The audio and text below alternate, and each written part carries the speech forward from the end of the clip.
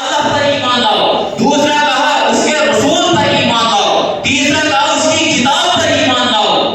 وہ یہ مومنوں کو کہا، یہ ایمان والوں کو کہا، یہ عام لوگوں کو نہیں کہا. یا ایھا الذین آمنوا آمنوا باللہ، آمنوا یہ ایمان والوں سے خطاب کر کے کائنات کے رب نے فرمایا. تو کیا ایمان والوں کو بھی ایمان لانے کی ضرورت ہے؟ ہاں ضرورت ہے. جو کتاب اللہ ہے نا، اس کو حقیقی معلوم ہے پڑھنا ہے، حقیقی معلوم ہے اس کو سمجھنا ہے.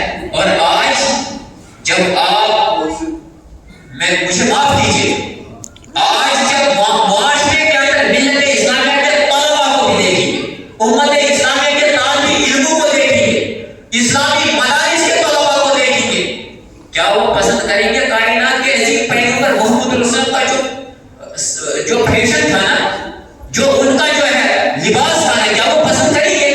کیا کرتے ہیں وہ پسند؟ رب کعبہ کی قسم تھک جاتا ہے انسان تقریر کر کر اور تربیت کر کر کے. وہ اس ماحول میں رہا ہوتا ہے کہ اس کے ماحول نے کبھی یہ تصور تک اس کے ذہن میں ڈالا ہی نہیں ہوگا کہ یہ جو لباس ہے وہ جناب محمد رسول کا بہتر لباس ہے. یہ جو لباس ہے وہ کائنات کے عظیم، اگر دنیا کے اندر کوئی ہیرو تصور کرتا نا، وہ محمد رسول کے کوئی ہیرو تصور کرتا. آج تو حالت ہماری یہ ہے کہ جدید فیشن کے اندر جو قرآن اور حدیث پڑھنے والے طلبا ہیں وہ بھی سمجھتے ہیں کہ یہ اسلام جو ہے نا ماڈرن انداز سے سیکھنا ہے، ماڈرن انداز سے سیکھنا ہے. اور بھول گئے امام مالک رحمۃ اللہ علیہ، ہمارے اسلاف کا وہ درس جنہوں نے کہا تھا لا یسلو، لوگوں سنو، اس امت کی اصلاح نہیں ہو سکتی مگر اسی چیز کے ذریعے سے جس چیز سے ہمارے پہلے والوں کی اصلاح ہوئی تھی، پہلے لوگوں کی جس چیز سے اصلاح ہوئی تھی. آج بھی اگر اصلاح کرنی ہو، آج اسی چیز سے اصلاح کی جائے گی. وہ جو آج ماڈرن یعنی اس طرح کے یہ تمام چیزیں جو ہے، اسلام جو ہے نا، اسلام جو ہے مکمل ہے، اسلام کامل دین ہے. اس کے اندر اس کو بتانے کی، اس کو جائز کرنے کی کوئی ضرورت نہیں. یہ پہلے بھی خوبصورت تھا، یہ اپنے اندر رحمت رکھتا تھا، اور یہ آج بھی اسی طرح سے خوبصورت. لیکن کوئی سمجھنے والا تو ہو. یا ایھا الذین آمنوا آمنوا باللہ، کہ پہلے ایمان لاؤ اللہ پر، ایمان والوں سے مخاطب ہو کر. اس لیے جب ہم رمضان المبارک کے اس مہینے کے اندر ہوتے، یقین کے طور پر آپ حیران ہو جائیں گے دنیا کے اندر جب دیکھیں گے معاشرے کے اندر جو ٹوپی لگاتا ہی نہیں تھا، آپ رمضان میں اس کو دیکھیں گے کہ وہ ٹوپی لگا کر، آپ رمضان میں دیکھیں گے ٹوپی لگا کر، کچھ پگڑی لگا کر. لیکن رب کعبہ کی قسم رمضان المبارک کا مہینہ رخصت ہوا نا، وہ تمام چیزیں جو ہے نا وہ رخصت ہو گیا. کیوں؟ کبھی ہم نے اپنے آپ سے پوچھا کہ ایسا کیوں ہوتا ہے؟ کیا میں اسلام اس ٹوپی کو اس وقت سمجھتا تھا، آج نہیں سمجھتا؟ کیا یہ اگر آج اسلام نہیں ہے، کیا یہ اس وقت اسلام ہوتی تھی؟ یہ ہو سکتی ہے؟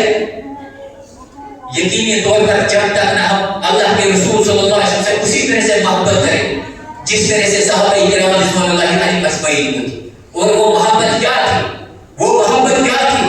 عبداللہ بن عمر سے پوچھی، عبداللہ بن عباس سے پوچھی. عبداللہ بن عمر رضی اللہ تعالیٰ جب ایک مرتبہ لوگوں نے کہا، آپ رضی اللہ تعالیٰ نے کہا، لوگوں کو کہا کہ کائنات کے عظیم پیغمبر محمد رسول نے حج تمتع کیا ہے، لوگ آئے آپ کے پاس، کہا عبداللہ بن عمر آپ کے والد عمر فاروق رضی اللہ تعالیٰ عنہ نے منع کیا ہے حج تمتع سے.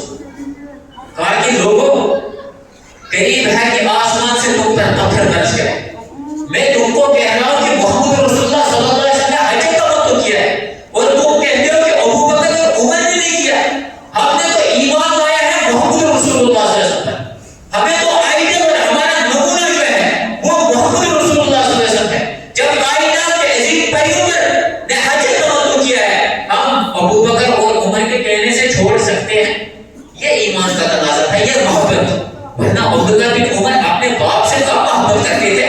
رب کعبہ کی قسم ان کی محبت کی مثال ہی نہیں دی جا سکتی، اس قدر محبت تھی.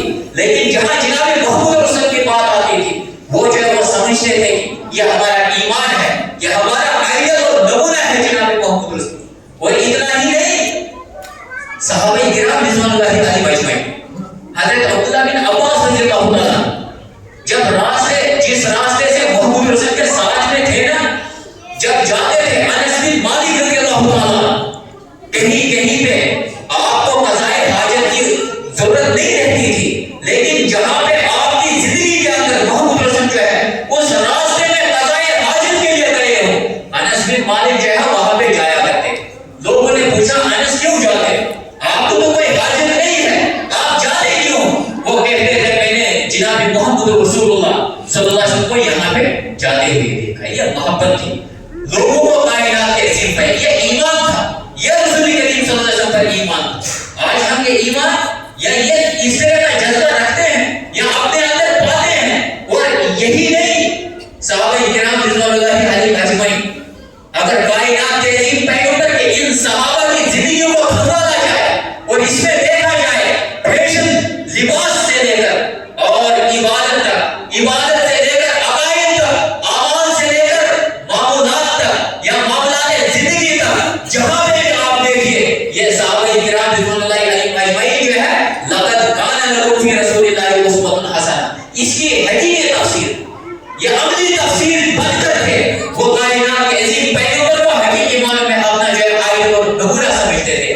آج جو ہماری حالت ہوئی ہے ہم لوگوں کو دھوکہ دیتے، ہم کہتے ہیں یا ہم کہتے ہیں ہم آمنا باللہ، ہم نے ایمان لایا اللہ پر، لیکن ہماری زبان جو ہے جب چلتی ہے پھر یہ گواہی نہیں دیتی ہے کہ یہ ایمان والا، ہمارا ہاتھ جو ہے وہ بولتا ہی نہیں ہے کہ یہ مومن، ہمارا پیر جو ہے یہ گواہی نہیں دیتا ہے کہ ہم لوگ مومن ہیں، ہمارا فیشن، ہمارا کردار، ہمارا اٹھنا بیٹھنا، ہمارا چلنا پھرنا، ہمارا معاشرہ اور ہماری محفلیں جو ہے وہ گواہی نہیں دے رہی ہے کہ یہ ایمان ہو۔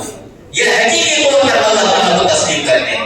کائنات کے عظیم پیغمبر محمد رسول اللہ صلی اللہ علیہ وسلم پر ایمان لانے والے جب کائنات کے عظیم پیغمبر نے صحابہ کرام کو کہا نا کہ جنت کے اندر کمرے ہیں، اور اس کے اندر صحابہ نے جب پوچھا وہ کن کے لیے ہے، کہا کہ لمن اطاع اللہ، جس کی بات جو ہے نا سچی ہو، جو اچھی بات کرنے والا، اور کائنات کے عظیم پیغمبر نے تربیت کی، فرمایا کہ جو بات جس کو بات کرنی ہو تو وہ سچی بات کرے، وہ خیر خواہی والی بات کرے، ہم خیر امت ہے۔ رب کعبہ کی قسم یہ آج جو ہمارا کردار ہے وہ شاید امت کی گواہی دے رہا ہے، ورنہ ہم خیر امت، ہم جب بولتے ہیں ہم خیر خواہی پر مبنی ہوا کرتے ہیں۔